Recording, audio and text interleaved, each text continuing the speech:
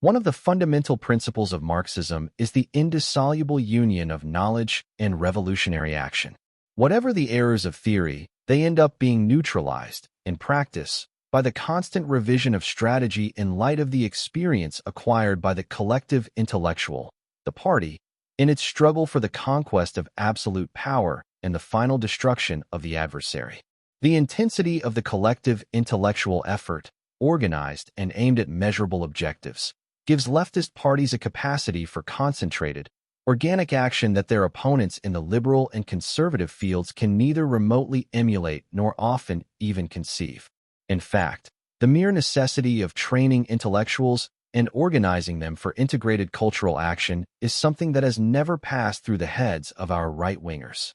At most, what they conceive is a pure battle of ideas, as if, once the intrinsic superiority of free enterprise is demonstrated in theory, socialist militancy dissolves by itself, crestfallen and repentant, forever giving up its revolutionary ambitions. They do not even remotely suspect that, in the whirlpool of political action, ideas can come to play a role quite different, or even inverse, from what they seem to announce by their mere content. The collective intellectual, aware of this difference as well as of the fact that right-wingers generally ignore it, sadistically amuses itself in a cat-and-mouse game, making the most orthodox right-wing ideas work for the glory and triumph of leftism. The unilateral bet by liberals on shrinking the state, inspired by perfectly truthful and just economic and moral considerations in themselves, but amputated from any connection with political and cultural strategy, has only served to transfer the prerogatives of the state to leftist NGOs,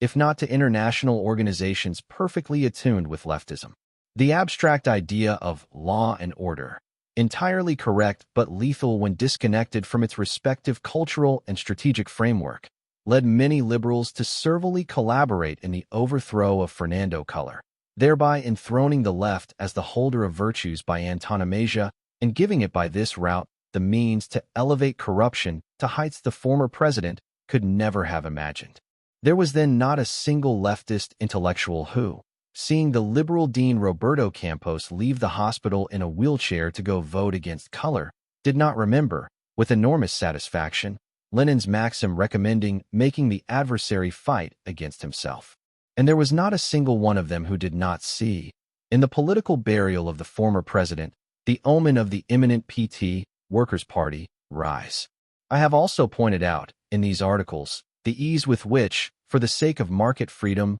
liberals and conservatives admit to negotiating, or giving away for free, the moral and cultural principles that generated this freedom and without which it subsists only as a transitional stage to socialism. The right lets itself be led because it has no vision or overall plan, only attachment to points of detail that, one way or another, can always be managed to fit into the comprehensive strategy of the left. For it to have this vision or plan, the right would need to have formed a genuine intellectual militancy qualified, at a minimum, to keep up with the internal discussions of the left and to foresee the course of strategic maneuvers prepared there. But how to expect right-wing intellectuals to see the future if they do not even want to look at the past and present? I participated in many freedom forums in Porto Alegre, the largest concentration of liberal and conservative intelligences ever seen in Brazil, and I never heard there a single word about the Foro de São Paulo, except coming from my own mouth.